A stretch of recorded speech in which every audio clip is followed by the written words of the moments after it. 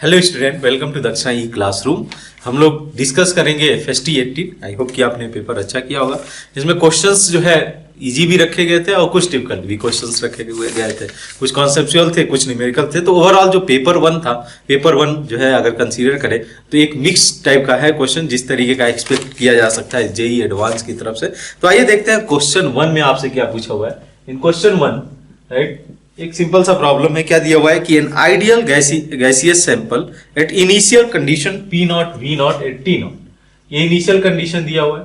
अब यहां पे इन्होंने बोला कि is allowed to expand to the volume 2V not. तो ये जो वॉल्यूम है, इन्होंने बोला कि इसको वॉल्यूम को हम लोग को एक्सपेंड करना है 2V नॉट के लिए using two different process follow किया इन्होंने। पहला प्रोसेस इन्होंने बोला है कि इसको करने के लिए जो रिलेशन है PV square equal to K1 follow किया है, और एक के केस में इन्होंने फॉलो किया हुआ है that is PV equal to, दूसरा पाथ फॉलो किया है that is PV equal to K2। अब इस केस में क्या हमसे पूछा गया है कि वर्क डन क्या होगा इच केस के लिए। वर्क डन क्या होगा, मैग्नीट्यूड बस इन्होंने कंसीडर किया है। मैग्नीट्यूड हम लोग को देखना है, साइन नहीं देखना है। तो आइए बात करते हैं इसमें। पहला ये प्रोसेस कंसीडर करते हैं, फर्स्ट प्रोसेस में कैसे जाएगा। तो हम लोग को पता है वर्क डन का जो मैग्नीट्यूड होगा, मैं मैग्नीट्यूड की बात कर रहा हूं, दैट इज PdV। ठीक है, PdV। अब देखो आप, वॉल्यूम कहां से कहां जा रहा है, V नॉट से 2V नॉट, 2V नॉट। अब इसमें आप रख दो, वैल्यू को रखते जाओ। देखो इस एक्सप्रेशन से P का एक्सप्रेशन निकाला जा सकता है। What will be the expression of P in the terms of V, वही आपको करना होगा। तो K1 ये dW का वैल्यू था, जो कि आपने इंटीग्रेट किया। तो K1 by V square into dV, कहां से कहां तक, V नॉट से 2V नॉट। इसको आप एक बार इंटीग्रेट कर दो। इंटीग्रेट करोगे तो ये आ जाएगा K1 माइनस में आएगा, तो आप इसको माइनस रख दो, 1 बाई V, यही तो आएगा। इसको आप कहां से कहां रख रहे हो, V नॉट से 2V नॉट। ठीक है, V नॉट से 2V नॉट। अब इसको आप इंटीग्रेट किए तो यहां पे वैल्यू रख दो K1 1 by 2V not minus V not. Basically आपका यहां पे एक्सप्रेशन क्या हो जाएगा, एक्सप्रेशन हो जाएगा माइनस K1।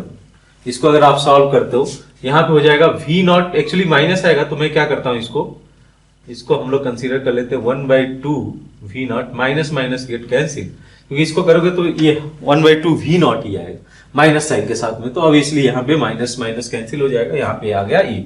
अब क्वेश्चन रेज होता है K1 की वैल्यू क्या होगी इस केस में।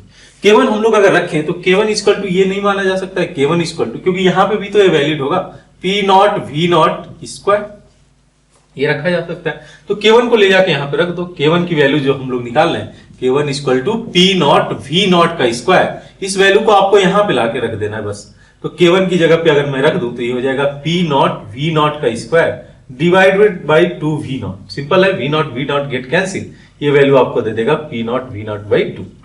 P not V not by 2, ये वैल्यू इसका आ गया। किस प्रोसेस के लिए, ये पाथ फर्स्ट के लिए। अब सेकेंड के लिए वर्क डन देखते हैं। सेकेंड के केस में भी सेम जो है जाएगा, work done, total work done V2 not, जहां पे कि प्रेशर जो वेरीड हो रहा है ये PdV हो जाएगा वर्क डन। प्रेशर का जो वेरिएशन हो रहा है in the terms of volume, that is equal to K2 by V dV, V not to 2V not, V not to 2V not. अब इसको आप करोगे तो आपको पता है कि 1 बाई V का इंटीग्रेशन क्या होगा, दैट इज ln V। तो आप यहाँ पे डायरेक्ट वैल्यू ही रख दो, ln V means 2V not by V not, तो ln 2 हो गया, और यहाँ पे आपका K2 आ जाएगा।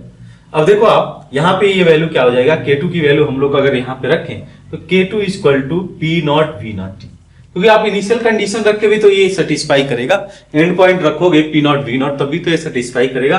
तो K2 equal to P not V not, इसको ले जाके मैं यहाँ पे रख दूं तो P not V not ln 2 हो जाएगा, और ln 2 की वैल्यू आपको पता है दैट इज इक्वल टू 0.693 आ जाएगा। तो ये वैल्यू वर्क डन का हो जाएगा 0.693 P नॉट V नॉट, और यहाँ पे क्या है 0.5 P नॉट V नॉट है। किसकी वैल्यू ज्यादा है, एक बार आप देखो किसमें वर्क डन ज्यादा है। ऑब्वियसली इस केस में वर्क डन ज्यादा है, यानी कि पाथ 2 में वर्क डन ज्यादा है। तो ऑप्शन देखा जाए, ऑप्शन ए में बोला है कि work done in first process will be greater than work done in the second process by the magnitude wise, ये गलत है। देन बी में the order of value of work done can not be compare unless we know the values of K1 K2, ये तो गलत हो जाता है, क्योंकि हम लोग को K1 K2 के लिए तो एंड पॉइंट का यूज किया ही जा सकता है। देन अगर बात किया जाए value of work done in magnitude in second process is greater then in the first process, बिल्कुल सही है, बिल्कुल सही है, irrespective of value of K1 K2, irrespective of value of K1 K2, because ये देख सकते हो आप टर्म्स देख लो P0 V0 और यहाँ पे मैग्नीट्यूड 0.693, यहाँ पे 0.5, तो सी ऑप्शन करेक्ट है, सी ऑप्शन करेक्ट है। बोला गया कि first process is not possible, ऐसा तो कुछ हम लोग नहीं बोल सकते कि first process is not going to, क्योंकि ये P power x polytropic process है, पॉसिबल तो है, यहाँ पे कोई भी वैल्यू ले लो, ठीक है। तो यहाँ पे कौन सा ऑप्शन फिर करेक्ट हो जाता है, ओनली सी, ठीक है। नेक्स्ट देखते हैं, नेक्स्ट क्वेश्चन हम लोग कंसीडर करें। क्वेश्चन नंबर 2 देखिए, ये एक अच्छा प्रॉब्लम है, ये जीओसी 2 का क्वेश्चन पूछा गया है और इस केस में आपको सिंपली अर्थो इफेक्ट यानी कि SIR इफेक्ट लगाना है। तो इस केस में देखिए आप पहला ऑप्शन देखिए, बोला गया है क्वेश्चन में क्या, in which of the following second is more acidic than first one, second is more acidic than first one. Draw करते चलते हैं और देखते हैं। तो यहाँ पे आपका अर्थो सब्स्टिट्यूएंट है, तो ये आपको याद होगा अर्थो इफेक्ट में क्या बोला जाता था कि अर्थो जो सब्स्टिट्यूएंट होता था, अर्थो के केस में अर्थो का एसिडिक स्ट्रेंथ ज्यादा होता था मेटा से या पैरा से, तो यहाँ पे आपको पैरा दिया हुआ। यहाँ बेसिकली सिंपल SIR इफेक्ट काम करेगा, आपको पता होगा SIR इफेक्ट से ये COH out of the plane चला जाता था, जिसकी वजह से जो कॉन्जुगेट बेस है उसका स्टेबलाइजेशन बढ़ जाता था। कॉन्जुगेट बेस जो बन के आएगा, अगर बेंजीन का इधर से प्लस एम इफेक्ट कम होगा तो उधर से जो O माइनस का CO के साथ रेजोनेंस होगा वो बढ़ जाएगा। तो SIR इफेक्ट बहुत सिंपल सा कॉन्सेप्ट है, क्योंकि यहाँ पे मॉलिक्यूल में काम करेगा और इसका एसिडिक स्ट्रेंथ ज्यादा होगा। लेकिन हमसे पूछा गया है कि in which case second is going to be more acidic than first one, यानी कि हमारा ऑप्शन फर्स्ट नहीं हो सकता है, ए नहीं हो सकता है। बी ऑप्शन की बात करें तो बी ऑप्शन के केस में देखो आप COOH, ठीक है, और यहाँ पे ये पैरा सब्स्टिट्यूएंट लगाया हुआ है, और दूसरा केस कंसीडर करें तो अर्थो सब्स्टिट्यूएंट, ठीक है, this is our case COOH OM। तो यहाँ पे हम लोग बोलते हैं irrespective of nature of ortho substituent, irrespective of nature of ortho substituent, यहाँ पे क्या देखने को मिलता है, इसका जो एसिडिक स्ट्रेंथ होगा अर्थो सब्स्टिट्यूएंट ग्रुप का, उसका जो है एसिडिक स्ट्रेंथ ज्यादा होगा irrespective of nature of group. ये प्लस एम इफेक्ट है, प्लस आई ग्रुप है, इससे कोई मतलब नहीं है, तो यहाँ पे इसका एसिडिक स्ट्रेंथ ज्यादा हो जाता है, तो बी भी आंसर करेक्ट माना जा सकता है। सी का केस देखिए, तो सी के केस में हम लोग का ये है, ठीक है, NO2 COOH, ठीक है, आपका यहाँ पे अर्थो है NO2 और दूसरा यहाँ पे दिया हुआ है पैरा, ठीक है, COOH NO2, ठीक है। तो यहाँ पे भी सेम कहानी है, सेम कहानी है, because of ortho effect this is going to be more acidic than para nitrobenzoic acid. Ortho nitrobenzoic acid is going to be stronger acid than para nitrobenzoic acid. Simple सा case है, that is SIR effect, ठीक है। यहाँ पे भी वही कहानी काम कर रहा है, SIR इफेक्ट। डी की बात करें, यानी कि ये ऑप्शन नहीं हो सकता, we have to consider those option in which the second is going to be more acidic than the first one. Now go for the option D. यहां पे केस सिंपल सा है, ठीक है, COOH और NH2 दिया हुआ है। नाउ यहां पे ये प्लस एम इफेक्ट लगाएगा, हम लोग को पता है, और दूसरा मेटा दिया हुआ है। तो इन दैट केस अगर मेटा पोजीशन पे है तो क्या इसका प्लस एम इफेक्ट काम करेगा? Just think about, plus M effect तो काम करेगा नहीं, माइनस आई इफेक्ट भले काम करेगा। यहाँ पे प्लस एम इफेक्ट काम करेगा और साथ साथ में माइनस आई इफेक्ट। और हम लोग को पता है कि अगर इलेक्ट्रॉन रिलीजिंग ग्रुप है तो इसके एसिडिक स्ट्रेंथ को डिक्रीज करेगा, COH के एसिडिक स्ट्रेंथ को कम करेगा। तो क्या हो जाएगा, इस केस में ये भी ज्यादा एसिडिक स्ट्रेंथ रहेगा। ध्यान रखना आप, इसके जो अर्थो वाले केस को कंसीडर किया जाता है ना, जिसमें हम लोग कंसीडर करते हैं अर्थो इफेक्ट, इस वाले केस में नहीं लगता है। इस वाले केस में अमीनो में, क्योंकि यहाँ पे हम लोग क्या देखने को मिलता है यहाँ पे कि बिकॉज ये ड्यूटेराइन फॉर्म कर लेता हूं, वहां पे अर्थो इफेक्ट मत लगाना, मैं इसकी बात कर रहा हूं। जब COH यहां पे रहे और NH2 यहां पे रहे तो क्या होता है, ये एसिड बेस रिएक्शन के लिए जाते हैं, ये डिप्रोटोनेट हो जाता है, ये प्रोटोनेट हो जाता है। तो इसका जो एसिडिक स्ट्रेंथ है एक्सपेरिमेंटली बहुत कम हो जाता है, ऑल दो अर्थो इफेक्ट यहाँ पे काम करते हुए भी। तो यहाँ पे देख लो आप, which option are correct, only B and D, we can go with the option B and option D, ठीक है। सिंपल सा क्वेश्चन है। क्वेश्चन नंबर 3 भी देखते चलते हैं। क्वेश्चन नंबर 3 में बोला है कि select the correct statement, select the correct statement। क्या बोला गया है ऑप्शन ए में, the stability of peroxide and superoxide of the alkali metals increases with increase in the size of the metal, increases with increase of the size metal। अब ये case है कि देखो आप डाउन द ग्रुप जाओगे, ये आपका एनायन है, पेरोक्साइड हो गया और सुपर ऑक्साइड हो गया, पेरोक्साइड हो गया और सुपर ऑक्साइड हो गया, ठीक है।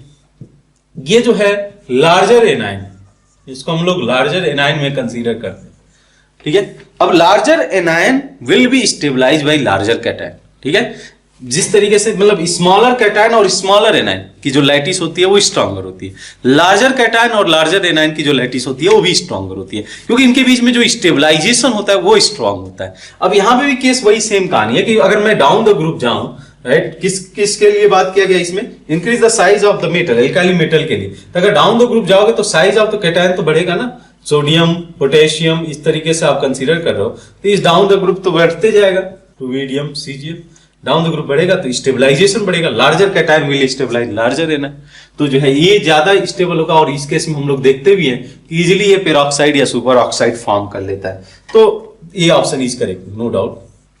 Then option B में increase in the stability of peroxide and superoxide in the first A is due to stabilization of large anion by the large cation through the lattice effect, lattice energy effect। यही मैं बोला कि large cation और large anion का जो lattice होगा वो stronger होगा, स्मॉलर कैटायन और स्मॉलर एनायन का जो लैटिस होगा वो स्ट्रॉन्गर होगा।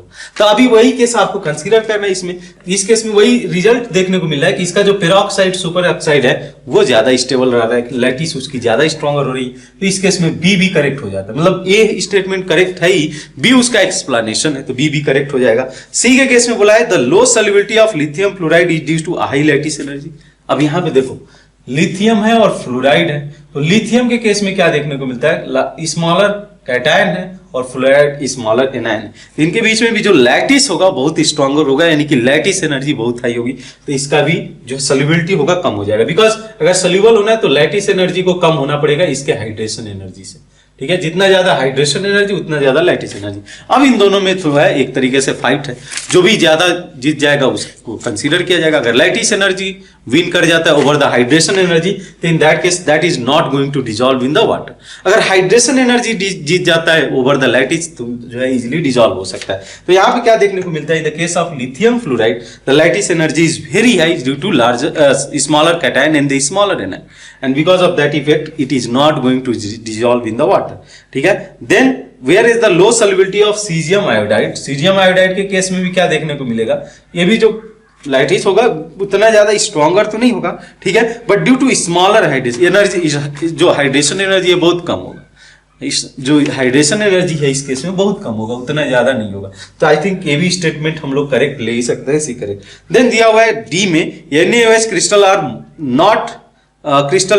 Not moisture absorbing in the nature. नहीं, अगर बात करें हम लोग NaOH का क्रिस्टल, ये हाइग्रोस्कोपिक होता है, दिस इज द हाइग्रोस्कोपिक। अगर हाइग्रोस्कोपिक है तो इसलिए हम लोग को पता है कि ये मॉइस्चर को एब्जॉर्ब करेगा, मॉइस्चर ये एब्जॉर्ब करेगा, हाइग्रोस्कोपिक इन द नेचर है। तो यहाँ पे डी स्टेटमेंट इनकरेक्ट हो जाता है, हमारे लिए को करेक्ट आंसर हो जाएगा ABC for the question number 3। Question number 4 देखें। इन क्वेश्चन नंबर 4 क्या इन्होंने मेंशन किया है कि in hypothetical solid C atom form a C/Sp lattice. थोड़ा मैं बड़ा सा लैटिस फॉर्म करता हूं इसको ताकि आपको इजीली विजुअलाइज हो सके, ठीक है। तो यहां पे क्या बोला गया है कि ये फॉर्म कर रहा है C/Sp लैटिस, जो हमारा एटम C, ठीक है, एटम C हमारा C/Sp लैटिस फॉर्म कर रहा है। रख दिया जाए, पोजीशनिंग कर दिया जाए, C यहां पे आ गया, C यहां पे हो गया, C यहां पे हो गया।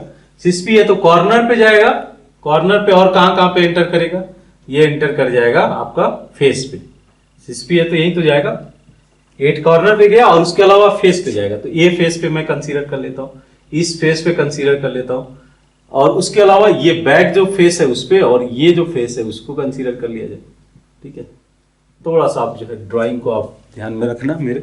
लेकिन देखो अब नेक्स्ट केस क्या है, नेक्स्ट में क्या बोला है, A atom occupy all the tetrahedral void. Tetrahedral void कहां पे लाइज करता है, तो अगर C/Sp close cubic close packing है तो उसके कॉर्नर के क्लोज हम लोग को टेट्राहेड्रल वॉइड देखने को मिलता है।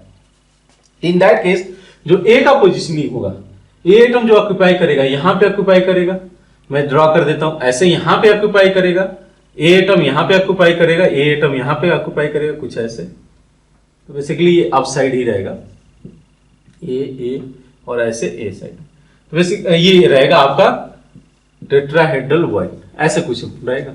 अब इसमें क्या किया जा रहा है, जो बी एटम जा रहा है आपका ऑक्टाहेड्रल वॉइड में, तो ऑक्टाहेड्रल वॉइड तो यहां पे लाइज करेगा, यहां पे लाइज करेगा, यहां पे लाइज करेगा, यहां पे लाइज करेगा आपका। और वैसे ही जैसे मैं इसको कंसीडर कर लेता हूं पूरे एटम को, C ये एटम हो गए आपके सी। वैसे ही ए एटम यहाँ पे कुछ लाइज कर रहा है ए, ठीक है। थोड़ा सा आपको विजुलाइज करना पड़ेगा इसमें। अब देखो बी कहाँ पे लाइज करेगा, बी हो गया यहाँ पे कॉर्नर पे, एज पे, बिकॉज यहीं पे ऑक्टाहेड्रल वॉइड फॉर्म करेगा ना, ऑक्टाहेड्रल यहीं पे फॉर्म करेगा, ठीक है।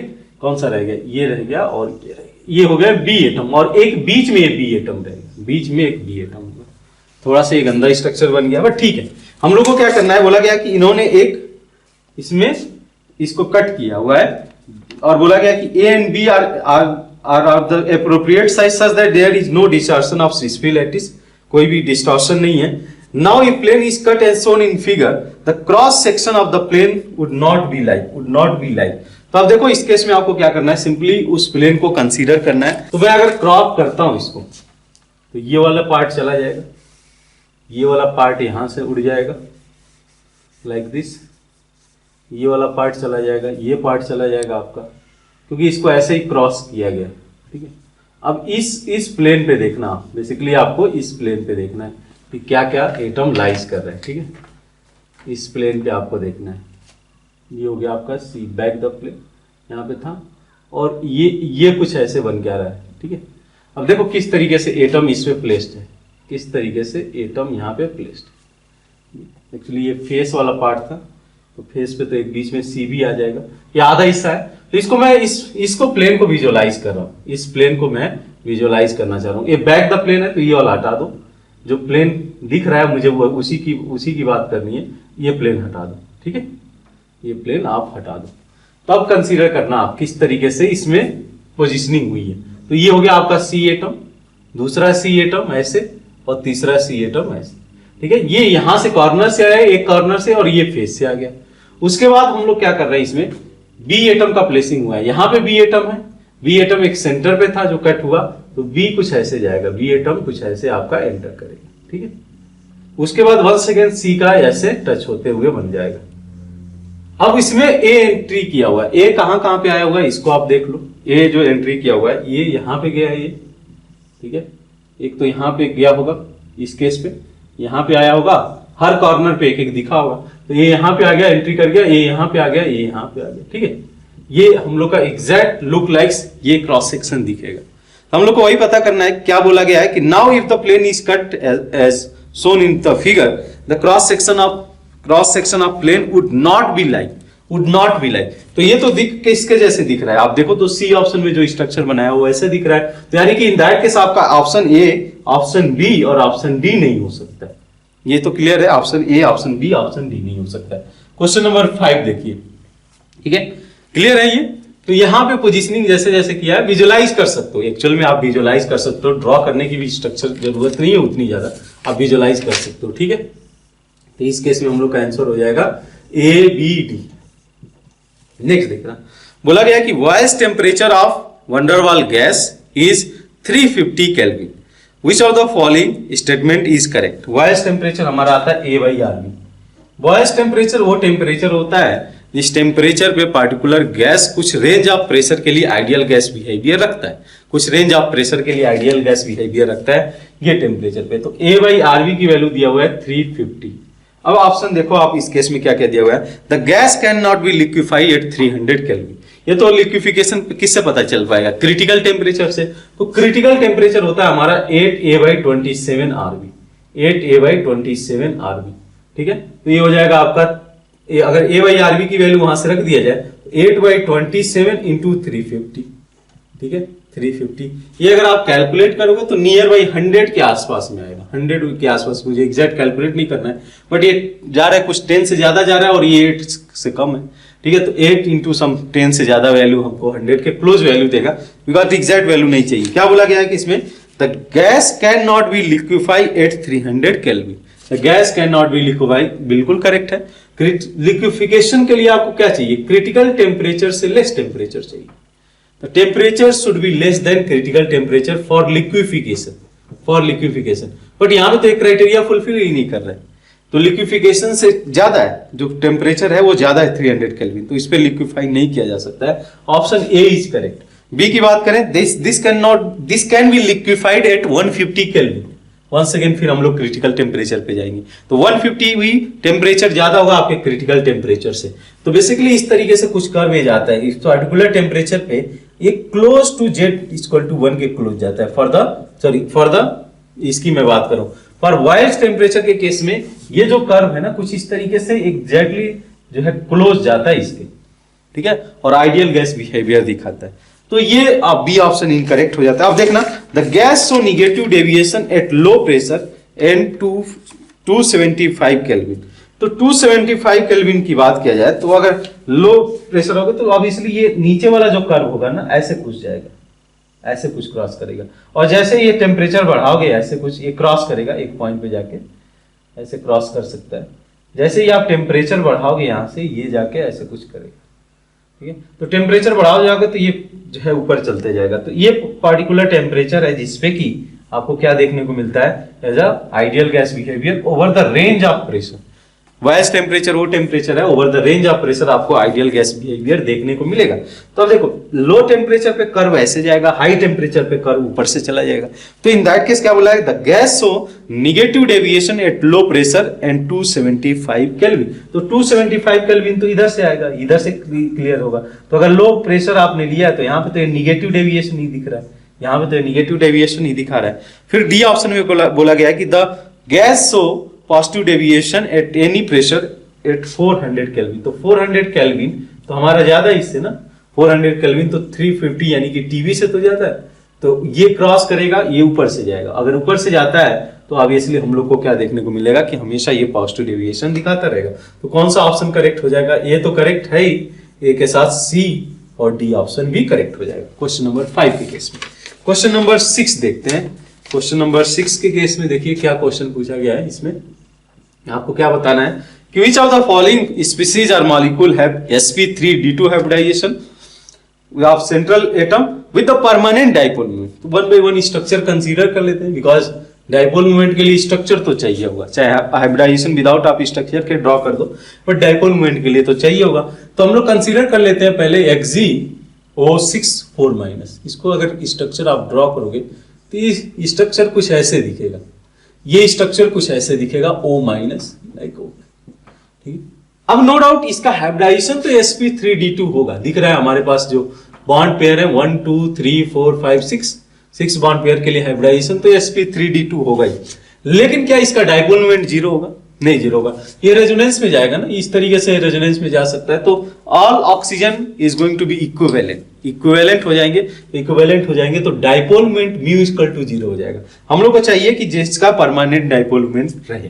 देन आप बात करो XgO2F2 की। XgO2F2 की अगर स्ट्रक्चर की बात करें तो कुछ ऐसे ये स्ट्रक्चर जाएगा, ठीक है। Out of 8 electron 1 lone pair में गया और 6 बॉन्ड पेयर में गया। अब बात किया जाए इसका हाइब्रिडाइजेशन की, पहले बात कर लेते हैं 1 2 3 4 5 जो है स्टेरिक नंबर आ रहा है, यानी कि sp3d हो जाएगा। डाइपोल मोमेंट तो जीरो नहीं है, लेकिन इसका हाइब्रिडाइजेशन sp3d2 नहीं है, इसका हाइब्रिडाइजेशन sp3d2 नहीं है। अब बात करते हैं Xgf5+ की। इस केस में क्या देखने को मिलेगा, तो 5 तो ऐसे बॉन्ड बनाए रहेंगे, ठीक है। 5 फ्लोरीन का बॉन्ड गया, एक लोन पेयर रहेगा, ठीक है, एक लोन पेयर रहेगा, बिकॉज यहाँ पे पॉजिटिव चार्ज है।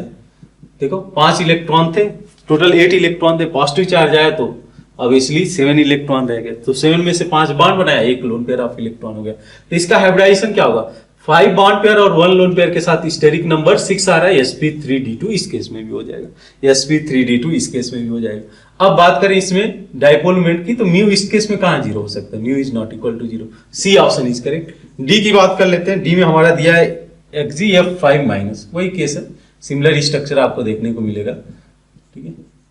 आपको SeF5-, ठीक है। यहाँ पे एक लोन पेयर ऑफ इलेक्ट्रॉन होगा, यहाँ पे एक लोन पेयर ऑफ इलेक्ट्रॉन होगा। इसका भी hybridisation sp3d2 with 5 bond pair और 1 लोन पेयर के साथ में mu is not equal to zero, mu is not equal to zero. तो सी और डी करेक्ट ऑप्शन हो जाता है फॉर क्वेश्चन नंबर 6 के। क्वेश्चन नंबर 7, ठीक है। अब जाके ऑर्गेनिक कंपाउंड से मुलाकात हो रही है। देखिए इसमें क्वेश्चन में अच्छा क्वेश्चन पूछा हुआ है, ये क्लोरीन C+O। देख सकते हो कि इस तरीके के क्वेश्चंस ग्रिग्नार्ड रिएजेंट को लेके कितने क्वेश्चन पूछे जा रहे हैं। और जेई एडवांस भी बहुत क्वेश्चन पूछता है ग्रिग्नाट रिएजेंट लेकर या ऑर्गेनोमेटालिक कंपाउंड को लेकर बहुत क्वेश्चन पूछा जाता है इसको लेकर। तो आप रहे कि ये आइडिया रहे कि हाँ किस तरीके से इसमें आपको अप्रोच रखना है, ठीक है। तो अब क्या बोला गया है कि इसको 1 इक्विवेलेंट ऑफ CH3 MgBr के साथ ट्रीट किया गया।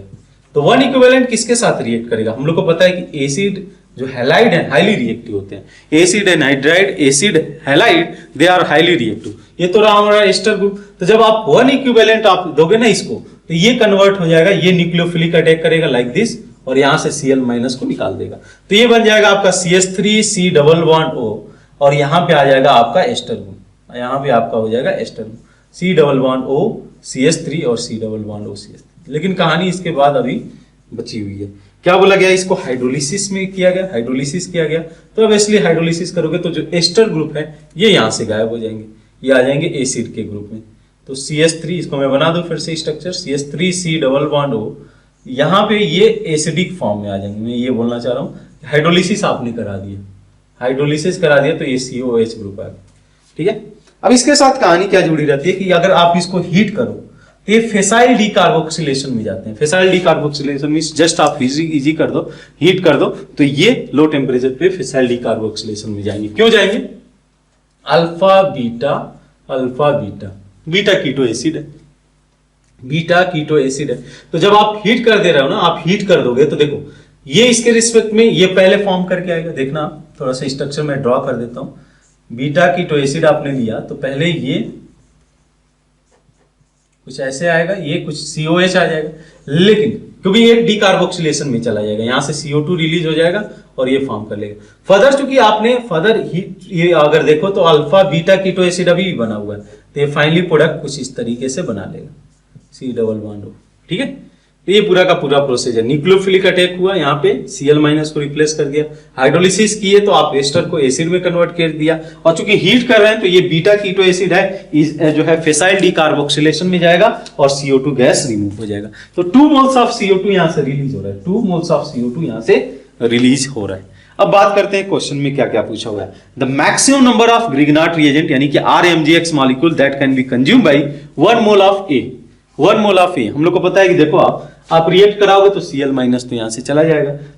चूंकि देखो जो एसिडिक वाले ग्रुप होते हैं, एसिड डेरिवेटिव वाले ग्रुप, वो 2 मोल्स कंज्यूम करते हैं। क्यों? एक सब्स्टिट्यूशन के लिए और एक एडिशन होता है। एडिशन इसलिए क्योंकि जब सब्स्टिट्यूशन होगा तो एल्डिहाइड फॉर्म करके आएगा या कीटोन फॉर्म करके आता है। तो जो कार्बोनिल कंपाउंड है, कार्बोनिल कंपाउंड पे न्यूक्लियोफिलिक अटैक होगा तो 2 मोल्स कंज्यूम होते हैं। तो 2 मोल्स यहाँ के लिए जाएगा, 2 मोल्स ये खाएगा ग्रिग्नाट रिएजेंट का, और 2 मोल्स ये खाएगा ग्रिग्नाट रिएजेंट का। टोटल 6 मोल ये कंज्यूम करने जा रहे हैं for the reaction with Grignard reagent. 6 molecules खा जाएंगे ग्रिग्नाट रिएजेंट के। तो option A is no doubt is correct in that case. Option A is correct in this case. अब बात करें ऑप्शन बी का, तो बोला गया कि total number of CO2 molecules release in 1 molecule of C is 2। एक यहां से एक यहां से, ठीक है, क्योंकि बीटा कीटो एसिड जो है दोनों में देखने को मिल रहा है। तो ए के साथ B option is also correct. कुछ डाउट है? बी करेक्ट होगा, 2 मोल्स ऑफ CO2 रिलीज होगा। तो बीटा कीटो एसिड भूलना नहीं है, beta keto acid that undergo facile decarboxylation. Decarboxylation वाले, डिहाइड्रेशन वाले जो रिएक्शंस है बहुत इंपॉर्टेंट है। डिहाइड्रेशन और डीकार्बोक्सिलेशन देख सकते हो, प्रीवियस FST में भी डिहाइड्रेशन लैक्टिक एसिड का केस था तो वहां पे डिहाइड्रेशन हो रहा है। तो दोनों चीजें हैं, डीकार्बोक्सिलेशन एंड डिहाइड्रेशन, ये ध्यान में रहे। ये reaction one of the important होता है जेई एडवांस के लिए, ठीक है। वैसे जिस तरीके से हाइड्रोलिसिस और ऑक्सीडेशन आप पढ़ते हो, ऑक्सीडेशन रिडक्शन को याद रखते हो ना, वैसे ही डिहाइड्रेशन और कार्बोक्सिलेशन, ये दोनों रिएक्शन, दोनों पार्ट ही इंपॉर्टेंट रहता है, ठीक है। तो आप जो है उसको रिवाइज करना। देखो नेक्स्ट देखो, ऑप्शन सी में क्या दिया है, 1 molecule of C can consume at least 3 molecule of RMgX। जो हमारा 1 मॉलिक्यूल ऑफ C है, C क्या बन गया है देखा जाए इसको। C हमारा हाइड्रोलिसिस से पहले की कहानी है, हाइड्रोलिसिस से पहले की कहानी ये, हाइड्रोलिसिस से जो बना है प्रोडक्ट ये हमारा C। तो बोला क्या गया है कि C कितना कंज्यूम करेगा, C कंज्यूम करेगा 3 मोल्स मॉलिक्यूल्स ऑफ RMgX। हाँ बिल्कुल सही है। ये ग्रिग्नाट रिएजेंट यहाँ पे जाकर न्यूक्लियोफिलिक अटैक कराएगा और 2 इस प्रोटॉन को जो है गायब कर देगा, प्रोटॉन के साथ रिएक्ट करके मीथेन बना लेगा CH4। तो यहाँ पे बिल्कुल सही है, मतलब एल्केन फॉर्म कर लेगा। C is also correct. D की बात कर ले, final product of D is an aldehyde and consume 1 mole of RMgX। ये तो सही है कि 1 मॉलिक्यूल कंज्यूम करेगा RMZX का, यानी कि 1 मोल कंज्यूम करेगा, बट ये बोलना गलत है कि ये एल्डिहाइड है। ठीक है, इतना तो हम लोग को समझ आ गई होगी 12th में आने के बाद, यहाँ पे ये एल्डिहाइड नहीं कीटोन है, तो डी ऑप्शन करेक्ट नहीं हो सकता है। डी ऑप्शन उस केस में करेक्ट नहीं हो सकता है। We can go with option A B C for the question number 7। Next देखते हैं क्वेश्चन नंबर 8। क्वेश्चन नंबर 8, ठीक है, क्या बोला गया कि which of the following statement are false. False देखना है, उसको साइन कर लेना है कि फॉल्स पूछा गया। देखिए क्वेश्चन ऑप्शन ए में क्या बोला है कि Fe3+ gives red precipitate with dimethyl glyoxime in the alkaline medium. ऐसा कोई भी कॉम्प्लेक्स हम लोग Fe3+ के साथ नहीं देखते। जो ग्लाइऑक्साइम है, अगर मैं इसको स्ट्रक्चर एक बार बना दूं, कैसे बन के आता है, NOH, यहां पे कार्बन के साथ इसका डबल बॉन्ड होता है और यहाँ पे कार्बन के साथ डबल बॉन्ड होता है। ठीक है, ग्लाइऑक्सिमेट होता है, तो ये एक तरीके से कॉम्प्लेक्स फॉर्मेशन में जाता है। बट इस केस में हम लोग निकेल के साथ देखते हैं। निकेल बनाता है, पैलेडियम बनाता है। निकेल जो है ग्रीन कलर का कॉम्प्लेक्स बनाएगा, वैसे पैलेडियम बना सकता है, कोबाल्ट बना सकता है। या फिर 3+ के साथ ऐसा कोई भी कॉम्प्लेक्स हम लोग नहीं ऑब्जर्व करते हैं। तो ऐसा कुछ केस हम लोग नहीं ऑब्जर्व करेंगे कि रेड प्रेसिपिटेट का फॉर्मेशन हो रहा है। रेड प्रेसिपिटेट तो रेड कलर सोल्यूशन बनाता है Fe3+ रिएक्ट करके किसके साथ में, HCN- के साथ में, थायोसाइनेट के साथ में, ये red colour solution, blood red colour solution form करता है। इस केस में ये फॉर्म करता है ब्लड रेड कलर सोल्यूशन। ये याद होगा, ये टेस्ट फॉर Fe3+ किया जा सकता है, कैटायन के लिए टेस्ट। और ये जो टेस्ट है ये निकेल 2+ के लिए किया जा सकता है, जो यहाँ पे मेंशन किया है कि ग्लाइऑक्साइम ग्रीन कलर का जो है कलर बन के आएगा। पैरेट कलर का जो ग्रीन कलर होता है, पैरेट का कलर ग्रीन, वैसा कलर आपको देखने को मिलेगा लैब में। तो निकेल 2+ के लिए टेस्ट किया जा सकता है, पैलेडियम के लिए किया जा सकता है, कोबाल्ट के लिए किया जा सकता है। आप एक बार सर्च करना कि कोबाल्ट के लिए क्या कलर होगा और पैलेडियम के केस में ये क्या कलर देगा जब ग्लाइऑक्साइम के साथ कॉम्प्लेक्स बनाएगा। सिमिलरली इधर भी रहेगा, इसका स्ट्रक्चर कुछ ऐसे भी आप इधर साइड ड्रॉ कर सकते हो। तो ऑप्शन ए इज इनकरेक्ट, हमसे इनकरेक्ट ही पूछा हुआ है। ठीक है, तो हमसे इनकरेक्ट ही पूछा हुआ है। बी की बात करें तो बोला गया कि copper 2+ ion with excess Ki give brown appearance. क्यों देगा, देखो आप, तो कॉपर 2+ Ki के साथ रिएक्ट करता है। कॉपर जो है 2+ एज ऑक्सीडाइजिंग एजेंट की तरह काम करता है यहाँ पे। अब ये क्या करता है, जो I- है ना, इसको कन्वर्ट कर देता है खुद, तो ये रिड्यूस हो जाएगा, Cu2I2 फॉर्म कर लेगा। ठीक है, खुद रिड्यूस हो जाएगा और इसको ऑक्सीडाइज कर देगा। इसके फॉर्मेशन की वजह से हम लोग को कलर देखने को मिलता है, इसका जो ब्राउन अपीयरेंस देखने को मिलता है, ये देखने को मिलता है। अब क्या होता है कि जो इसको अगर आप पास करा रहे हो किस सोल्यूशन से, बोला गया है कि which turn into white on the adding the hypo solution, यानी कि Na2H2O3 ये आपने ऐड किया, iodine act as oxidising agent here और इसको ऑक्सीडाइज कर देगा S4O6 2-, इसमें ऑक्सीडाइज कर देगा। ठीक है, और साथ में ये खुद रिड्यूस हो जाएगा I- में, तो कलर जो है डिसअपियर हो जाएगा। जो कलर है व्हाइट कलर प्रेसिपिटेट फॉर्मेशन होगा, इसकी वजह से व्हाइट कलर प्रेसिपिटेट फॉर्मेशन होगा। तो बी स्टेटमेंट इज करेक्ट, हम लोग को चाहिए इनकरेक्ट। सी की बात करें तो सी में क्या दिया है, filter paper soaked in the mercurous nitrate turn black in the contact with the ammonia gas. Mercurous NO3 SgNO3, mercurous nitrate turn into black in the contact with ammonia gas, एक बार मैं रिएक्शन इसका दिखा देता हूं। इसको formula अगर correct लिखना है आपको तो ऐसे लिखना होगा, Hg2NO3 ट्वाइस, ऐसे लिखना होगा जैसे आपने Cu2I2 को लिखा है, बट वो भी करेक्ट ही होगा, HgNO3 भी करेक्ट होगा। अब देखिए ये अमोनिया के साथ रिएक्ट करेगा और ये फॉर्म करता है कुछ इस तरीके से कॉम्प्लेक्स, Hg2+ में जाएगा और NO3-, ठीक है, ये फॉर्म करेगा, जिसकी वजह से हम लोग को क्या देखने को मिलेगा, ब्लैक 50, ठीक है, अमोनियम नाइट्रेट फॉर्म करेगा साथ, ठीक है, Hg+ भी फॉर्म करेगा और साथ में ये चीज कॉम्प्लेक्स फॉर्म करेगा, जिसकी वजह से ब्लैक 50 हम लोग को देखने को मिलेगा। ठीक है, तो ये ऑप्शन भी करेक्ट है। नेक्स्ट देखो Ag+, ऑप्शन डी देखो, Ag+ give white precipitate with barium bromide.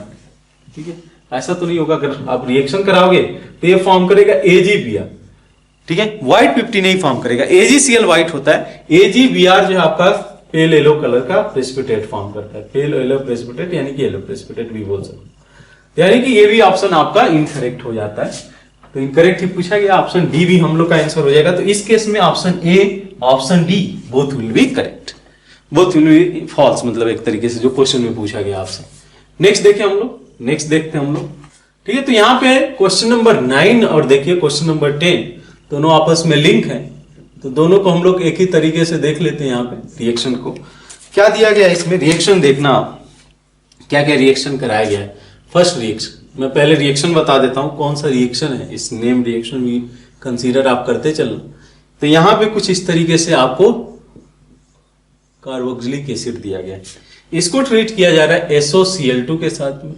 थोड़ा बहुत मैकेनिज्म का भी आइडिया लेते चलते हैं। SOCl2 के साथ अगर आप ट्रीट करोगे तो ये कुछ ऐसे कंपाउंड फॉर्म करता है, ठीक है, एसिड क्लोराइड फॉर्म करेगा, ठीक है, एसिड क्लोराइड। अब इसको जब हम लोग डायजोमेथेन के साथ ट्रीट करते हैं ना, डायजोमेथेन का स्ट्रक्चर कुछ ऐसे जाएगा, ठीक है, N+NC-, ये न्यूक्लियोफिलिक अटैक करेगा और Cl- को यहां से रिमूव कर देगा, ठीक है, और ये कुछ कंपाउंड ऐसे फॉर्म करके दे देगा। देखना आप ध्यान से, C+O, यहां से CH2 N+1, ठीक है, ये कुछ केस होगा। अब इसको इसके साथ जब ट्रीट करते हैं ना, Ag2 के साथ अगर हीट करते हैं तो ये क्या करता है, इस प्रोटॉन को एब्स्ट्रैक्ट कर लेता है, इस प्रोटॉन को एब्स्ट्रैक्ट कर लेगा और जनरेट करेगा कार्बोनाइन। इस तरीके से कार्बोनाइन, एक बार मैकेनिज्म मैं बता देता हूं, फाइनली प्रोडक्ट पे पहुंच जाएंगे हम लोग। तो यहां पे ये कार्बोनाइन जनरेट करेगा जो कि रीअरेंजमेंट में जाकर इस तरीके से स्टेबलाइज किया जाएगा, रेजोनेंस स्टेबलाइजेशन इसको मिलेगा, ठीक है, रेजोनेंस स्टेबलाइजेशन मिलेगा। उसके बाद क्या देखने को मिलेगा कि ये जो ग्रुप है C+O, ठीक है, ये कन्वर्ट हो गया किसमें, एक बार मैं ड्रॉ कर दूं इसको पूरे को like this, CO- CH N+1N+, ठीक है। अब होगा क्या कि दोबारा जब ये लौटेगा वापस तो इन दैट केस ये वाला जो पूरा ग्रुप है ना, ये शिफ्ट कर जाएगा यहाँ पे और यहाँ से N2 as a best leaving group यहाँ से लीव कर जाएगा। तो कंपाउंड जो फॉर्म करके आता है कुछ इस तरीके से, CH केटीन लाइक मॉलिक्यूल ये फॉर्म करके देगा। एक बार मैकेनिज्म आप देख लेना कैसे इसका मैकेनिज्म है, इसको एक बार आप देख लेना। अब इसको जब हाइड्रोलिसिस करोगे ना तो ये कन्वर्ट हो जाएगा COH। डिफरेंट क्या है इसमें, डिफरेंस क्या हुआ है अगर आप देखो तो, एक ज्यादा कार्बन एटम इसमें प्रेजेंट रहेगा, एक ज्यादा कार्बन एटम प्रेजेंट होगा। जो आपने इनिशियली ये CH2 ग्रुप एक नया आ गया, जो आपने इनिशियली कंसीडर किया था कार्बोक्सिलिक एसिड, उससे ज्यादा एक कार्बन होगा। तो इसी मेथड को हम लोग कंसीडर करते हैं, इस मेथड को हम लोग नेम देते हैं, that is called as the Arndt Eistert reaction. Arndt Eistert reaction, ये रिएक्शन का नाम है अर्नेस्ट-स्टर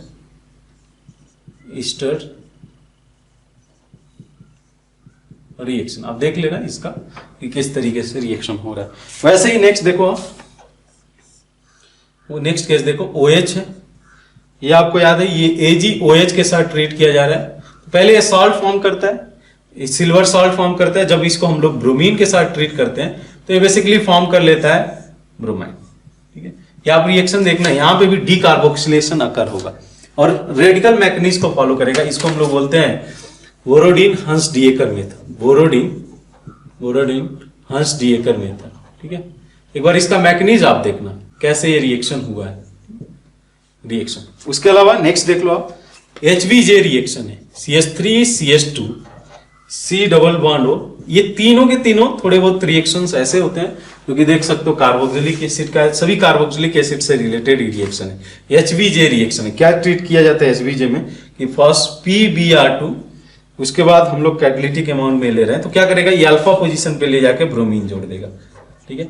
ये अमीनो एसिड के प्रिपरेशन के लिए यूज किया जाता है, बिकॉज अगर मान लो ये आ गया ना तो उसके बाद आप क्या कर सकते हो, इस केस में आप सिंपली यहां से ब्रोमीन को अमोनिया ग्रुप से रिप्लेस, अमीनो ग्रुप से रिप्लेस कर सकते हो बाय सम रिएजेंट, और ये आपको अमीनो एसिड फॉर्म कर देगा। तो ये जो मेथड है ना, इसको बोला जाता है HBJ, हेल-वोलार्ड-जेलेंस्की रिएक्शन।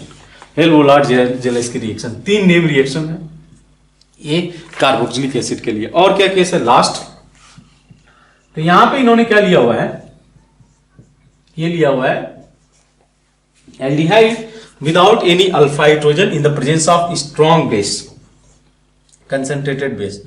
तो होगा क्या, देखो आप कंसंट्रेटेड बेस लिया हुआ है तो ये कन्वर्ट हो जाएगा CH2OH में, CH2OH, और ये कन्वर्ट हो जाएगा, एक ऑक्सीडाइज होगा एक रिड्यूस होगा। ध्यान रहे कि H+ फॉलो किया गया, तो ये ऑक्सीडाइज हुआ ये रिड्यूस हो गया। ये कौन सा रिएक्शन है, ये well famous reaction, that is Cannizzaro reaction, Cannizzaro reaction, intramolecular Cannizzaro reaction.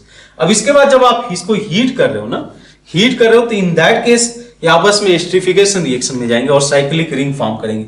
जैसे प्रीवियस केसेस में हम लोगों ने देखा था, ऐसा कुछ कंपाउंड फॉर्म करके आ जाएगा साइक्लिक एस्टर, जिसको हम लोग लैक्टोन भी बोलते हैं। ऐसे ये साइक्लिक एस्टर फॉर्म करके दे देगा आपको लाइक दिस। ये हमारा प्रोडक्ट होगा। तो ये पूरा रिएक्शन बहुत ही ज्यादा इंपॉर्टेंट है। अब next stir reaction, Borodin Hunsdiecker reaction, SV reaction, Cannizzaro reaction हम लोग को पता है कि हम लोग को पढ़ना पड़ेगा। तो कार्बोनिल कंपाउंड और कार्बोक्सिलिक एसिड के रिएक्शन को लेकर आप सावधान रहना, इससे क्वेश्चन बनने के पूरे चांसेस रहते हैं। अब देखते हैं इसको कौन कौन सा ऑप्शन करेक्ट है। उस क्वेश्चन नंबर 9 के लिए जाते हैं। तो बोला गया क्वेश्चन नंबर 9 में विच of the following option contain all the correct combination, all the correct combination. तो फर्स्ट का पी दिया हुआ है, फर्स्ट का पी में एक काम करता हूं, इसको कंसीडर कर लेते हैं ऐसे, ठीक है।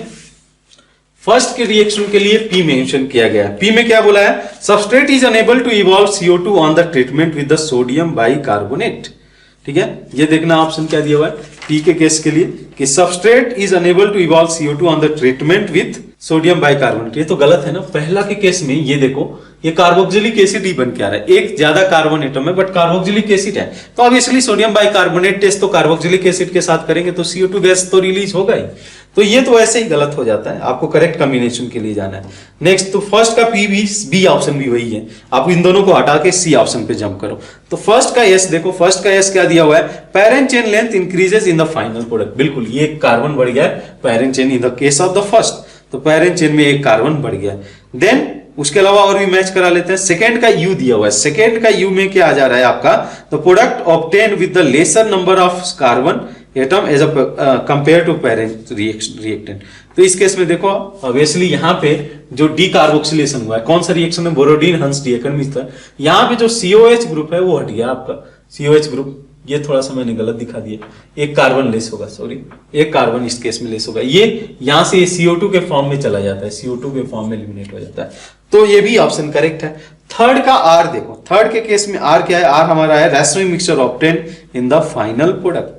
थर्ड के केस में देखो आप रेसिड्यू मिक्सचर ऑब्जर्व करेगा, देखो कायरल सेंटर फॉर्म कर रहे हैं, तो ऑब्वियसली कायरलिटी आ रहे मॉलिक्यूल के अंदर, तो दोनों चीजें ऊपर आएंगी, इसमें आर कॉन्फ़िगरेशन भी होगा और एस वाला भी कॉन्फ़िगरेशन होगा, ठीक है। नेक्स्ट देख लो आप, लास्ट वन एक बार कंफर्म कर लेते हैं। फोर्थ का पी दिया हुआ है, substrate is unable to give CO2 on the reaction with the sodium bicarbonate. बिल्कुल करेक्ट है, यहाँ पे COH ग्रुप है ही नहीं, यही गलत हो जाता है लोग का कि कोई साइक्लाइजेशन की वजह से ये साइक्लिक एस्टर फॉर्म कर दे रहा है, और एस्टर जो है सोडियम बाइकार्बोनेट टेस्ट देगा नहीं। तो C option is well correct for the question number 9। 9 के केस में सी करेक्ट है। अच्छा 10 के केस में देख लेते हैं, 10 में क्या दिया हुआ है इन्होंने, ठीक है। 10 name of the reaction mention किया गया है, ठीक है। तो बोला गया कि which of the following statement is not true about the substrate reaction given below, दोनों में कंसीडर किया जाएगा। देखो आप, पहला दिया हुआ है Arndt Eistert reaction is the method of producing beta amino acid from the alpha amino acid. देखो आप, सही है बिल्कुल। अगर मान लो यहाँ पे NH2 ग्रुप रहा प्रेजेंट, तो आप क्या करोगे, अगर ये प्रेजेंट है क्या, अल्फा अमीनो एसिड प्रेजेंट है, अल्फा बीटा अमीनो एसिड बनाया जा सकता है फ्रॉम अल्फा अमीनो एसिड। बिल्कुल सही है, क्योंकि अगर मान लो आप एक कार्बन बढ़ा रहे हो तो ये अल्फा से बीटा पोजीशन पे चला जाएगा ना, ये इसके रिस्पेक्ट में NH2 अगर रहता तो ये अल्फा पोजीशन होता, तो पहले अल्फा पोजीशन पे एक कार्बन बढ़ जा रहा है। इस प्रोडक्ट की मैं बात करूं, ये रहा आपका अल्फा पोजीशन पे पूरा COH ग्रुप है, लेकिन फाइनल प्रोडक्ट में क्या हो रहा है, अल्फा बीटा हो जा रहा है। सही है, बीटा अमीनो एसिड, या इसके रिस्पेक्ट में आप ले लो ना, ये हो गया अल्फा और ये हो गया आपका बीटा अमीनो एसिड। अगर मान लो कोई ग्रुप अटैच्ड है तो बिल्कुल सही है। देन बी ऑप्शन में बोला है कि Borodin Hunsdiecker reaction involve both dehydration and decarboxylation. हाँ, एक बार मैकेनिज्म आप देखना कि कैसे इसमें रिएक्शन हो रहा है, क्योंकि ये पहले सॉल्ट फॉर्म करता है, तो सॉल्ट सिल्वर का सॉल्ट फॉर्म करेगा तो डिहाइड्रेशन भी लकर और डी कार्बोक्सिलेशन भी अकर होगा। देन नेक्स्ट देख लो, HBJ reaction involve ascent in the parent carbon chain. Ascent में एक कार्बन ज्यादा आ रहा है पेरेंट चेन में, ऐसा नहीं होगा, HBJ में सेम कार्बन रहेंगे बट यहाँ पे जाके ब्रोमीन जुड़ जा रहा है, बस यही केस हो रहा है, नया उसमें नहीं बन रहा है। तो सी इज इनकरेक्ट, और हमसे इनकरेक्ट ही पूछा था, तो सी ऑप्शन हो जाएगा। डी की देख बात कर ले, glyoxal give positive Tollens reagent test but negative Fehling test, ठीक है। ग्लाइऑक्सल तो हमारे ये हो जाएगा ना, ग्लाइऑक्सल हो गया, तो बट निगेटिव फेलिंग टेस्ट, ये आप देख लेना। Negative positive Tollens reagent test तो देगा, एल्डिहाइड का केस है तो टेस्ट देगा। आप एक बार देख लेना ग्लाइऑक्सिल के केस में निगेटिव फेलिंग सोल्यूशन टेस्ट क्यों आएगा, एक बार जो है आप इसको चेक कर लेना। हाँ, तो ये सी ऑप्शन हम लोग का उस केस में इनकरेक्ट हो जाता है। ठीक है, तो ये रहा हम लोग का क्वेश्चन नंबर 9 और 10। क्वेश्चन नंबर 11 एंड 12 दोनों आपको मैट्रिक्स में, सेम मैट्रिक्स में इस पे क्वेश्चन बनाया गया है। ठीक है, क्वेश्चन नंबर 11 और 12 देखते हैं। इसमें पहला केस क्या है, अमोनिया का साथ रिएक्शन कराया इन्होंने। पहले मैं रिएक्शन मेंशन कर देता हूं कौन कौन सा रिएक्शन है। तो ये अमोनिया रिएक्ट हुआ है 5O2 के साथ में at high temperature in the presence of platinum. तो ये फॉर्म करेगा 4 मोल ऑफ NO, ठीक है, 6S2। इस प्रोसेस का नाम क्या है, ये प्रोसेस है ओस्टवाल्ड प्रोसेस। ओस्टवाल्ड प्रोसेस जो कि नाइट्रिक एसिड के फर्दर प्रिपरेशन के लिए यूज किया जाता है। पहले ये अमोनिया को ऑक्सीडाइज करके एसिड में कन्वर्ट, ऑक्साइड में कन्वर्ट करता है, नाइट्रोजन ऑक्साइड में, और फिर इसको जो है ये रिएक्ट करता है तो फर्दर इसको बनाया जाता है नाइट्रिक एसिड में। तो ये ओस्टवाल्ड रिएक्शन हो गया आपका, ओस्टवाल्ड प्रोसेस बोल सकते हो। नेक्स्ट सेकेंड क्या दिया हुआ है, इन्होंने रिएक्शन कराया HCl का O2 के प्रेजेंस में in the presence of cuprous chloride और हाई टेम्परेचर 230 डिग्री सेल्सियस दिया हुआ है। तो ये फॉर्म करेगा Cl2 प्लस S2। ठीक है, इस रिएक्शन को हम लोग बोलते हैं this is called as the Deacon process, Deacon's process. ठीक है, नेक्स्ट वैसे ही थर्ड की केस की बात करें, थर्ड में क्या दिया हुआ है, SO2, ये आपको पता होगा, ये हम लोगों ने मेंशन किया होगा for the preparation of sulphuric acid के केस में। इसको इन्होंने वेनेडियम पेंटाऑक्साइड के प्रेजेंस में 450 डिग्री सेल्सियस से लेकर 500 डिग्री सेल्सियस पे इसको हीट किया। ठीक है, तो इसको बोला जाता है this is called as the contact process, this is called as contact process. Fourth one के केस में देखिए, फोर्थ वन के केस में क्या दिया हुआ है कि 2N2, और ये वेल फेमस रिएक्शन है, आपको 10th के क्लास में भी मिला होगा। This is the formation of ammonia, इसको हम लोग सबको पता है कि this is the Haber process, this is the Haber's process. ठीक है, in the presence of iron, in the presence of molybdenum.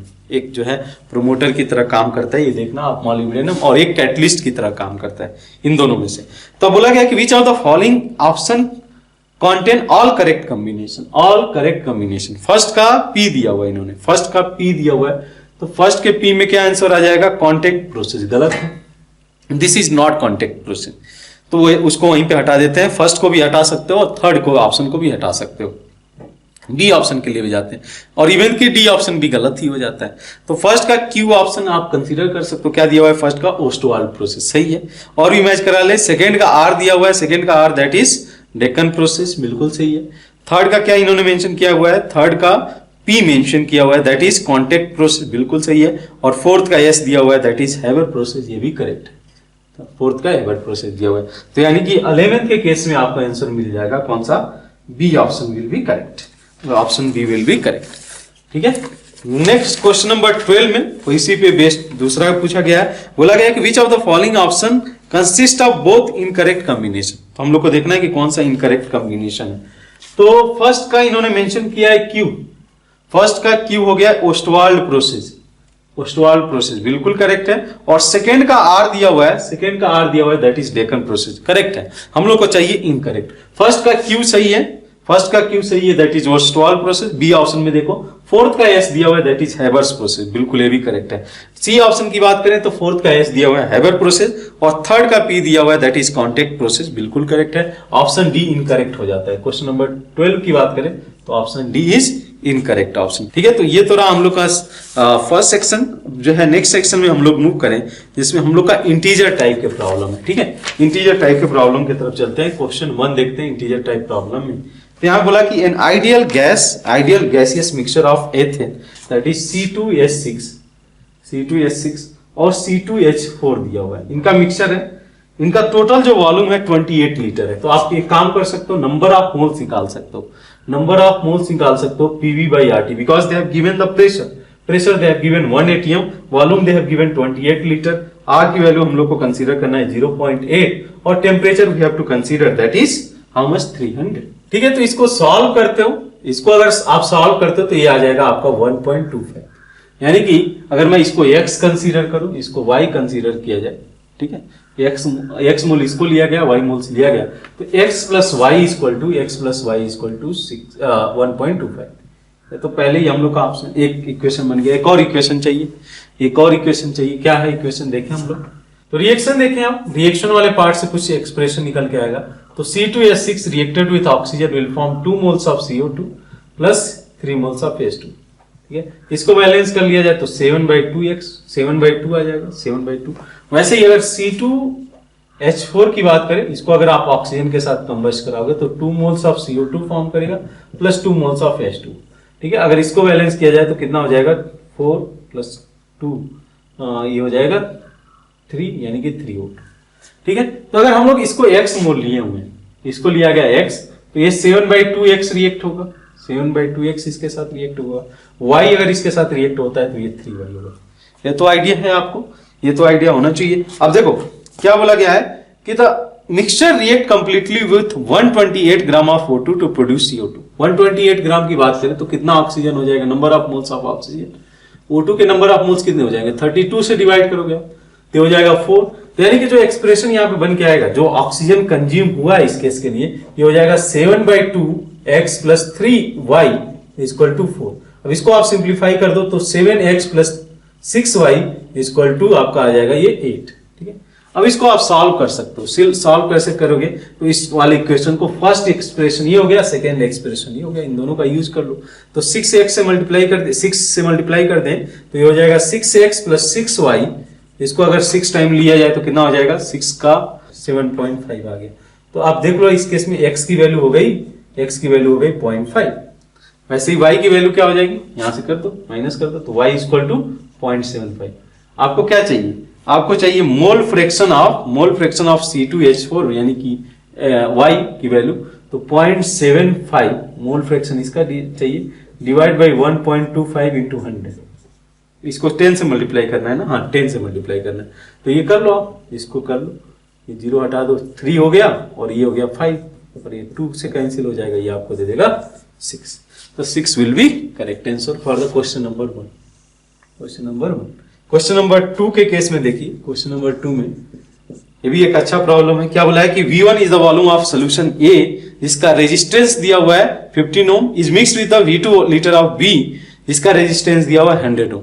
The resistance of final solution is 18 ohm, then V2 V1 will be using the same cell यानी कि cell जो constant है वो same रहेगा, cell constant same रहेगा। तो मैं कैसे लिख सकता हूं इसको, K = G × G स्टार। क्या होता है ये, सेल कांस्टेंट, और ये हमारा हो गया कंडक्टेंस। ठीक है, तब अज्यूम करो कि इसका जो है क्या दिया हुआ है, इन्होंने रेजिस्टेंस दिया हुआ है, तो मैं ये लिख सकता हूं K1 जिसका मैं जिस सोल्यूशन A की मैं बात कर रहा हूं, तो K1 = for the solution A के लिए इनका रेजिस्टेंस दिया 1/50 यानी कि कंडक्टेंस हो जाएगा 1/50 × G स्टार। इसको G स्टार रखता हूं क्योंकि ये कैंसिल आउट हो जाएगा।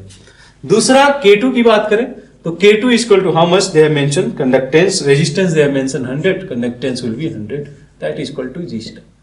ठीक है, अब जो है फाइनल जो केस कंसीडर कर रहे हैं हम लोग, फाइनल जो रेजिस्टेंस दिया हुआ है, इन्होंने दिया हुआ है फाइनल 18, तो अब उसकी के लिए निकालते हैं। तो K1 × V1 + K2 × V2 divide by V1 + V2 = how much, फिर से ये इक्विवेलेंट कंडक्टेंस आ जाए, इसका कंडक्टेंस आ जाएगा, स्पेसिफिक कंडक्टेंस, और इसको आप अगर निकालते हो किससे, तो इन्होंने बोला है कि फाइनल जो कंडक्टेंस है ना सोल्यूशन का वो 18 है, और इसको G स्टार, क्योंकि सेल तो कांस्टेंट है, G स्टार ही बना रहेगा। अब इसको आप रख दो, सभी वैल्यूज को रखते जाओ यहाँ पे, तो 1/50 V1 G star get cancel, तो मैं डायरेक्ट में लिखता हूं 1/100 V2 divide by V1 + V2 divide by 180, यही तो होगा, divide by 180। G star get cancel, दोनों साइड से G स्टार गेट कैंसिल। तो अब आप इसको थोड़ा सा सिंप्लीफाई कर दो, तो ये हो जाएगा 2V1 + V2 डिवाइड बाई, इसको मैं इधर लेते हूं 100 ही रखते हैं, इसको 100 divide by V1 + V2 by 80। इसको सिंप्लीफाई कर लिया जाए तो ये 5 चला जाएगा, ये 4 हो जाएगा। अब इसको आप इधर लेते हो, इसको सिंप्लीफाई कर दो, इसको सिंप्लीफाई कर दिया जाए तो 8V1 + 4V2 = 5V1 + 5V2। ठीक है, तो इसको अगर सिंप्लीफाई करेंगे तो 3V1 = हाउ मच, V2। तो हम लोग को चाहिए क्या, V2/V1 चाहिए, that is equal to how much, that is equal to 3।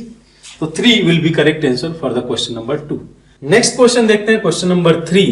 अब देखो इस टाइप के क्वेश्चन आजकल एनटीए फ्रीक्वेंटली पूछ रहा है। क्या करता है वो, केमिस्ट्री इन एवरीडे लाइफ में जो मॉलिक्यूल्स होते हैं, बायोमॉलिक्यूल्स, उनको वो मर्ज कर देता है पीओसी के साथ में, प्रैक्टिकल ऑर्गेनिक केमिस्ट्री के साथ में। देखो आप क्या मॉलिक्यूल दिया है, RC+O, ये मॉलिक्यूल पेंसिलिन मॉलिक्यूल है। देखो अब नेम तो हम लोग को वेल नोन नेम पता है, लेकिन क्या होगा दिक्कत इसमें कि स्ट्रक्चर थोड़ा सा आपको नहीं याद होगा, स्ट्रक्चर आपको नहीं याद होगा। तो इस केस में आपको स्ट्रक्चर थोड़ा सा याद रखना पड़ेगा। अगर स्ट्रक्चर नहीं याद है, कौन कौन से ग्रुप प्रेजेंट है, ये आपको ध्यान में रखना पड़ेगा। ठीक है, बात करते हैं इसमें क्या क्या टेस्ट होगा। Right, correct statement about the penicillin are, it give positive haloform reaction. दे सकता है क्या, हेलो फॉर्म रिएक्शन के लिए आपको या तो ये ग्रुप चाहिए होगा, मिथाइल कीटोन वाला ग्रुप चाहिए होगा, या इथाइल अल्कोहल वाला ग्रुप चाहिए। इन दोनों में से ये ग्रुप कोई, देखो आप ये ग्रुप कहीं प्रेजेंट है क्या, नहीं, तो ए इनकरेक्ट हो जाता है, A is incorrect, A is incorrect. B की बात करें, it evolve CO2 on the treatment with the sodium bicarbonate, इसके लिए हम लोग को COH ग्रुप ही तो चाहिए, बिल्कुल बी इज करेक्ट। ठीक है, सी की बात करें, सी में क्या दिया हुआ है, it gives positive 2,4 DNP test, यानी ब्रेडी टेस्ट। देगा क्या, ब्रेडी टेस्ट देगा क्या, नहीं दे पाएगा। क्यों, क्योंकि इसमें देखो आप, उसके लिए आप क्या चाहिए, कीटोन ग्रुप चाहिए, कीटोन ग्रुप नहीं है, अमाइड ग्रुप है, पूरा का पूरा अमाइड ग्रुप है। तो सी विल नॉट, मतलब सी ऑप्शन में क्या बोला है कि it will give positive 2,4 DNP test, गलत स्टेटमेंट है। सी की बात करें, सी डी की बात करें, तो डी में क्या बोला है कि Lassaigne extract of penicillin give negative test with AgNO3, बिल्कुल सही है। बिकॉज यहाँ पे उसके लिए हम लोग को क्या चाहिए, हम लोग को चाहिए ऐसा ग्रुप जो कि क्लोरीन, ब्रोमीन या आयोडीन हो प्रेजेंट, तब हम लोग को जो है टेस्ट पॉजिटिव मिलेगा। तो निगेटिव टेस्ट विथ AgNO3, बिल्कुल ई बी ऑप्शन करेक्ट है। ऐसे ठीक है, तो डी ऑप्शन करेक्ट है। ई की बात कर लेते हैं, ई में क्या बोला है, Lassaigne extract of penicillin give positive test with Fe4 FeCN6 ferrocyanide के साथ में, ये पॉजिटिव टेस्ट देगा। बिल्कुल आप एक बार रिएक्शन देखना, इसका प्रीवियस टेस्ट में भी आया था, तो यहाँ पे भी ये करेक्ट हो जाता है ऑप्शन।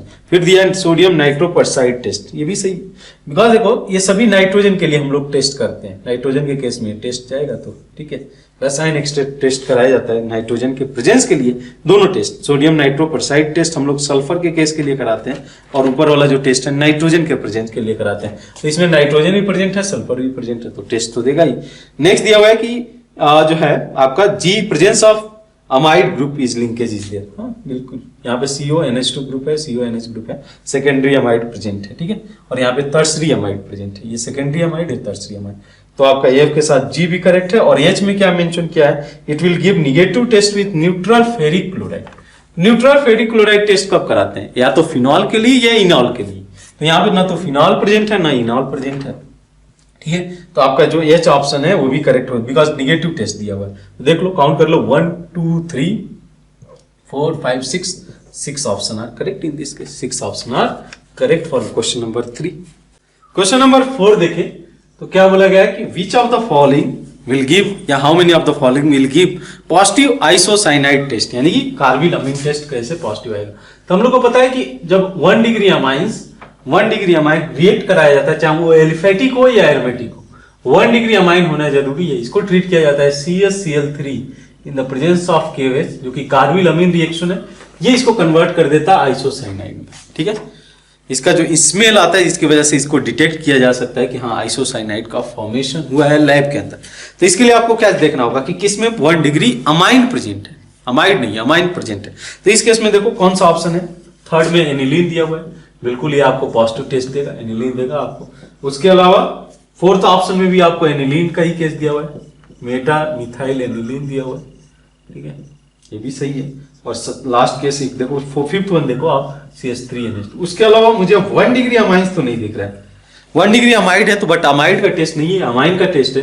तो ये 3 केसेज है, 1 2 3 विल बी करेक्ट आंसर।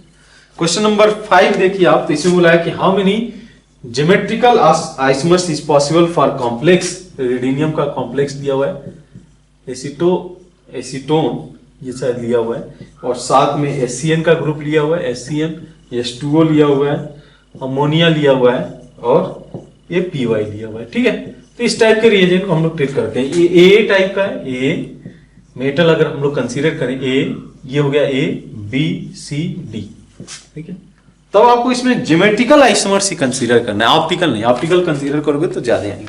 तो अब क्या क्या ज्योमेट्रिकल हो सकते हो, कॉम्बिनेशन देखो, सिस कॉम्बिनेशन को कंसीडर करो कि कौन कौन से सिस कॉम्बिनेशन होंगे, ट्रांस जो है वो काउंट होते जाएंगे अदर के केस में। जैसे ए बी सिस कॉन्फ़िगरेशन में आ सकता है, ए सी सिस कॉन्फ़िगरेशन में आ सकता है, ए डी सिस कॉन्फ़िगरेशन में आ सकता है, ठीक है। वैसे ही बी का सी के साथ सिस कॉम्बिनेशन हो सकता है, बी का डी के साथ हो सकता है और सी का डी के साथ हो सकता है, यही सिस कॉम्बिनेशन पॉसिबल है। तो एक का अगर सिस रखोगे तो ऑब्वियसली जो है दूसरे का ट्रांस हो जाएगा। तो ये टोटल 6 कॉम्बिनेशन पॉसिबल है, इस केस में 6 combination is possible. Question number 6 देखें तो इसमें बोला गया है कि for the coagulation of 500 ml of ferric hydroxide salt in 2 hours 1 ml of 1 molar Na2SO4 electrolyte is required, what is the coagulating value. तो कोगुलेटिंग वैल्यू निकालना बहुत आसान है। क्या निकालना है आपको? Number of millimoles of electrolyte required, number of millimoles of electrolyte required किसके लिए? For the 1 litre of solution के लिए। 1 लीटर सोल्यूशन के लिए आपको कितना रिक्वायर्ड होगा मिलीमोल्स ऑफ इलेक्ट्रोलाइट? तो मिलीमोल्स 500 ml के लिए कितना है? देखो आप 1 मिलीमोल्स है फॉर कितने के लिए? 500 ml के लिए। तो आपको कितने के लिए निकालना है? 1000 ml के लिए। सिंपली ये हो जाएगा, सिंपल सा वैल्यू है, ये हो जाएगा 2। Coagulating value for this solution will be 2।